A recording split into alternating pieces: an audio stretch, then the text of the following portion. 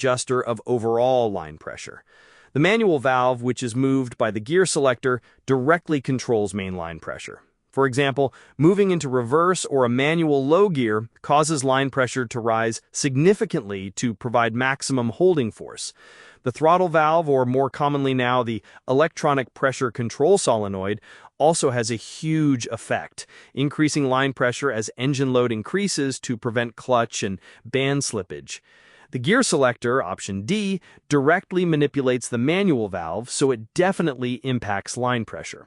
Therefore, the governor valve's role is more about modulating pressure for shifts rather than directly setting the base or maximum line pressure. That clarifies the roles of those different valves. Now, looking at diagnostic procedures, Question 44. A vehicle with an electronic transmission is being diagnosed. Technician A says it's wise to perform a line pressure test prior to conducting a road test. Technician B says it's wise to check the transmission fluid prior to conducting a road test. Who is correct? Technician B is correct here. It is absolutely advisable to check the transmission fluid level and condition before a road test. This ensures the fluid level is adequate to safely operate the vehicle and prevents potential damage if it's too low. Furthermore, inspecting the fluid's color and smell can provide crucial diagnostic clues about potential internal problems. A line pressure test, on the other hand, is usually performed later in the diagnostic process and often requires specialized equipment and procedures that aren't practical to do before every road test. It's a more in-depth diagnostic step once initial checks are done. Simple but critical advice. Let's switch to internal components. From the image, we see a clutch pack with a spring. Question 2. What is the purpose of the spring shown in the figure above? A. To apply the piston when fluid stops flowing into the clutch pack. B. To release the piston when fluid stops flowing into the clutch pack. C. To hold pressure on the clutch pack when fluid is sent to the assembly. D. To release pressure on the clutch pack when fluid is sent to the assembly. The correct answer is B, to release the piston when fluid stops flowing into the clutch pack. These are often called return springs. When hydraulic fluid pressure is sent to the clutch pack, it forces the piston to compress the clutch plates, engaging the clutch. The spring is compressed during this process. Once the fluid pressure is released, the spring's job is to push the piston back, allowing the clutch plates to separate and disengage the clutch. Options A, C, and D describe actions that are either incorrect or are the result of fluid pressure, not the spring itself. So the spring ensures a quick and full release. Moving on to another common issue, harsh shifts. Question 8. A problem with which of the following electronic transmission components would be most likely to cause the transmission to have extremely firm shifts? A. Range sensor. B. Output speed sensor.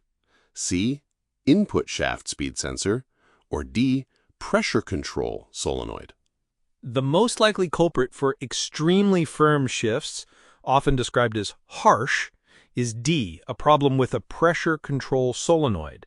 The pressure control solenoid is responsible for modulating line pressure based on engine load and speed. If this solenoid malfunctions, particularly if it fails in a way that causes maximum line pressure at all times, every shift will be extremely firm or harsh because there's too much hydraulic force applied to the clutches and bands.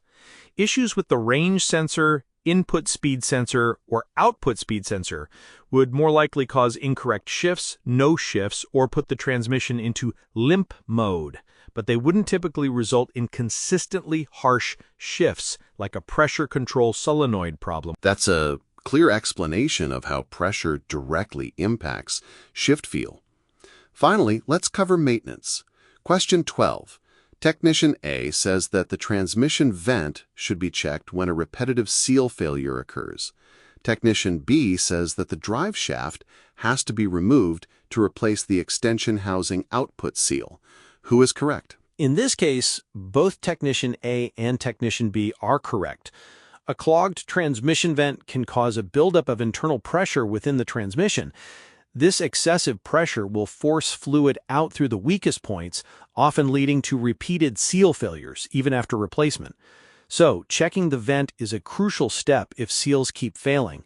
And yes, To replace the extension housing output seal, the driveshaft absolutely needs to be removed.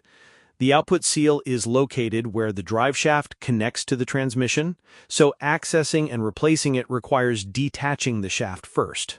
That's practical advice for common repair scenarios. Alex, thank you for these incredibly detailed and clear explanations. Your insights are invaluable for anyone preparing for the ASE A2 exam. My pleasure, Miles. Understanding the why behind these concepts is what truly prepares technicians for success.